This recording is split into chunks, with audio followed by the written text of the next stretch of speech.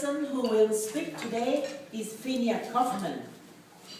Finia is a senior psychologist at Parkley, and that's where it was a prison. That's where Isabel worked for many years. Isabel has known Finia for 17 years and worked with her at Parkley prison, and she taught Isabel about the prison system. Finia now is retired and now is working in private practice. Ladies and gentlemen, I am pleased to stand here today for the occasion of the launch of Isabel's book. I believe everyone in this room is pleased and proud to participate in this occasion. It is so, it is a great occasion, because if any person has a story to tell, a life story to tell, it is Isabel. I've known Isabel since the mid-90s, 70 years. And I must say, a lot of what the first two speakers said, I'm going to repeat. When we met when we were both psychologists in Parkley, a rather sad, isolated place. And we were both psychologists, and I was also Isabel's senior supervising psychologist. I found over the years that Isabel is an exceptional person. She's an exceptional professional and a very interesting human being. She achieved a lot professionally and personally in very difficult circumstances. I'm being excited. Thank you. I found Isabel to have a very healthy professional curiosity. She always wanted to know more, learn more, constantly improve her skills. She achieved a high professional standard, and as anyone who worked with Isabel knows that she's a very, very good psychologist. It is good to know that she has now the professional recognition that she deserves. But above all, what I find as admirable is Isabel's humanity. With clients, she was firm, fair, and kind. And as a result, she has excellent professional outcome. Also, I have glimpses in other areas of her life, where her generosity was beyond what can be expected. It is what she did for people she knew, people who were very, very close to her, and other people, complete strangers. She was telling me some anecdotes from her last trip to Cuba. I don't know anyone else who had this generosity of spirit, that willingness to give of herself and to help in the way Isabel did. I think she's an achiever professionally. I think she's an achiever personally. And she has come a very, very long way with the young girl who came from Peru. I often ask myself, how did she do this? I think the answer could be in her book. I wish her the great success that she deserves and a lot of good luck with the book.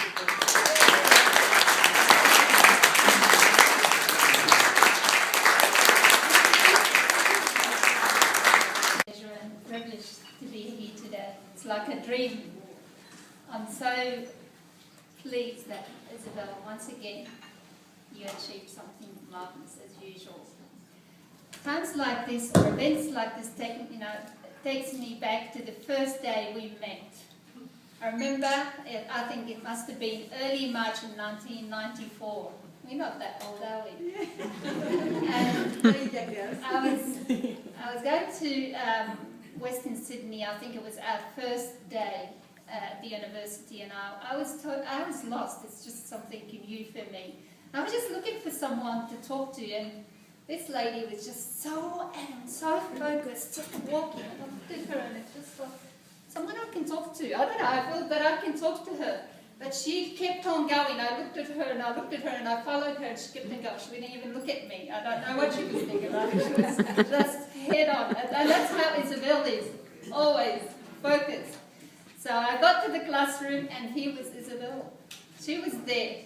And from there on, I don't know how it started, but from then on, we became very close friends. And we went through uni together, we studied together. Now standing here, I have flashbacks of sitting in her place, spending hours working on our statistical, one of the assignments that still stick in my mind, one of those difficult assignments. We cried together, we laughed together, we graduated together, and as Soraya was saying, we have a lot of common. We have a lot in common, Isabel and I. Both come from a migrant background, both had families to raise, and we were both studying, working, and raising children. And Isabel was a wonderful role model to look up to. She had a beautiful relationship with her daughters. I really admire, and I still do. She was a very diligent student, and she put her heart into her work. I know from as a clinician. It has been a pleasure to have you as a friend for almost 20 years now, and I don't know what to say anymore. But again, you've done very well. So thank you. I'm so pleased to be here again, be with you.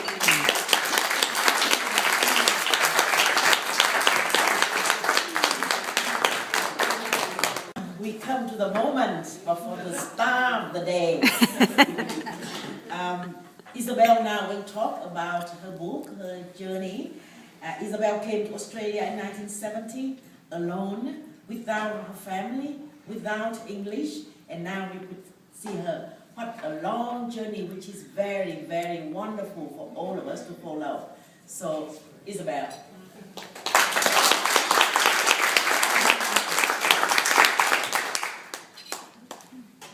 Thank you so much, all of you, for coming in here. And I haven't seen you for a very long time, to some of you.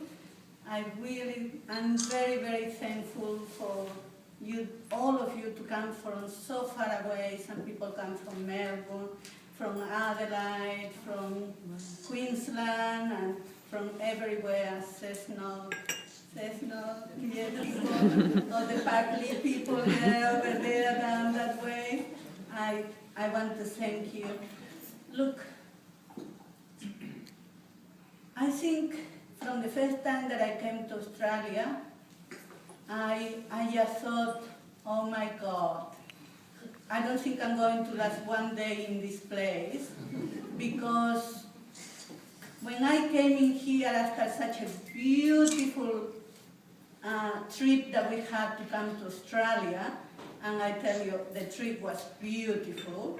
You know, we went from Peru to Santiago de Chile. We stayed there for one night in a beautiful hotel, and I mean, I was very young, and I was thinking, oh, this is amazing, this is great, you know, and I came with, we were 6 girls that we came to Australia. And from the 6 girls, how many? Magna, stand up please, Magna. Magna. Blanquita, stand up please. Blanquita. Norita. Nora, stand up please, Norita. No. Ruby didn't come, but Ruby, please stand up, because Ruby's in my book too. She's one of the stars. From my old friend, you know, we all of us, we get together all the time. And so, actually, for me, they were like my sisters, because, you know, I was coming, like I said, we went to Santiago, Chile, and from there, everything was, you know, new. It was my first time that I was traveling to overseas, and being a young girl, I just thought, fantastic, I don't have any parents to tell me what to do, how nice. And from there we went to Christmas Island, no, Easter Island, another beautiful place, seeing all the big statues and things like that. From there we went to Tahiti, and well, Tahiti was amazing. Again, it was such a lovely place, and then we came to Australia.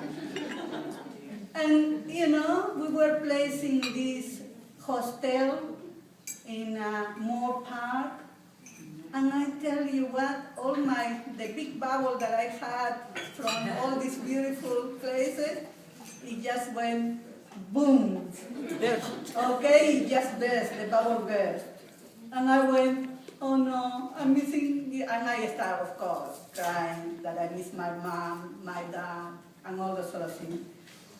It's amazing, how we all as migrants, and I bet that all of you that come from a different country, you have gone through probably the same thing that I've gone through, all right? Going through your ups and downs, that feeling of loneliness and sometimes a little bit isolation and all the type of things.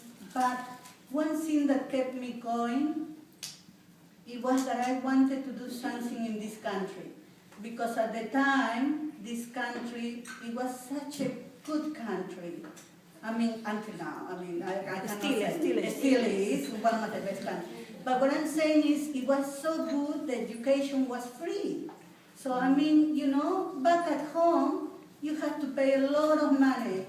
And that's what I talk in my book about, over there in South America, if you have money, you have the door opens, or whether you had like I said, godparents, because, everything was connection, you could have, the door open to go to university or whatever you wanted to do. While in here, I came, I decided, no, I want to do something of my life, and I want to achieve things. So, I mean, it was a lot of tears and a lot of, like I said, many things that was happening. But finally, sorry. Yeah.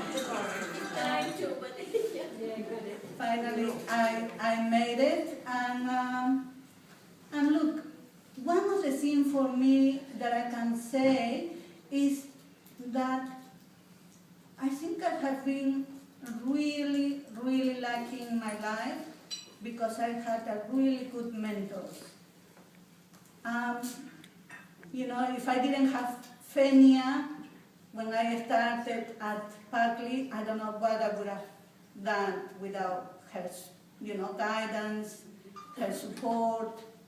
Fenia was always there. Fenia, what should I do?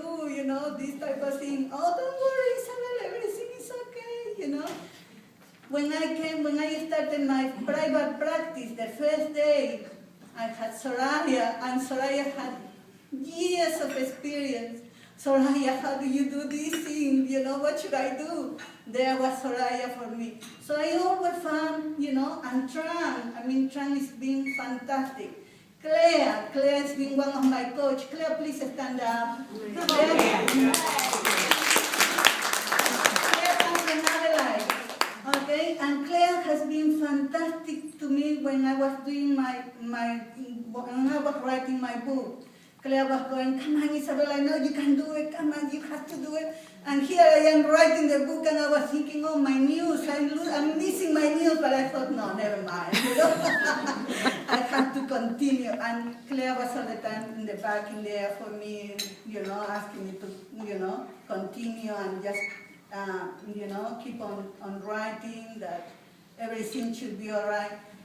Well, I've been, like I said, really, really happy to having all these clients inside in the prison system that, when I met them, when you think, and people would tell me, oh, Isabel, but how can you work with criminals, with all these people that they are like this and they are like that. But you know what?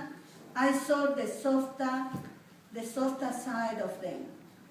I saw a completely different side of them. And, I just thought anybody could be in that type of position sometimes, you know. You have, I mean, anything can happen. You never know, you know.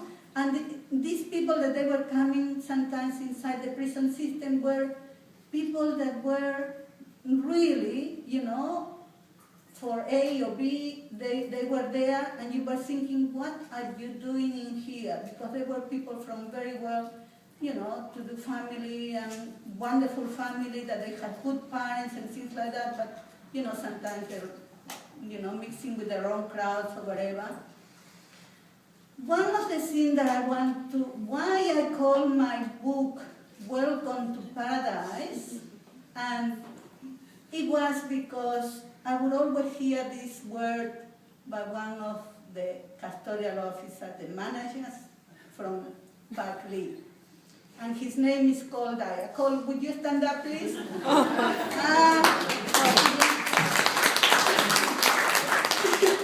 This is Cole. Cole would always, when we were sitting in a team, you know, in the as a team, staff team, and we were interviewing the young guys, and we had to send it to different, you know, prison systems. And then Cole would look at, no, this was in reception, right? That's right. We would, you know, say, welcome to the new prisoner that were coming. And Cole would say, oh, Scott, Jason, or whatever, welcome to paradise. You know, you love it so much in this place that you keep on coming. So this was one of the reasons why I chose this word, welcome to paradise, because it was too meaning, you know, me working in the prison system, you know, all the prisoners coming in and out all the time, and for them it was, like all say, you know, a paradise, because, well, sometimes, many times, what I found with these prisoners was that they actually had a home inside in the prison. You know, they had, when they went on the outside, there was nothing for them.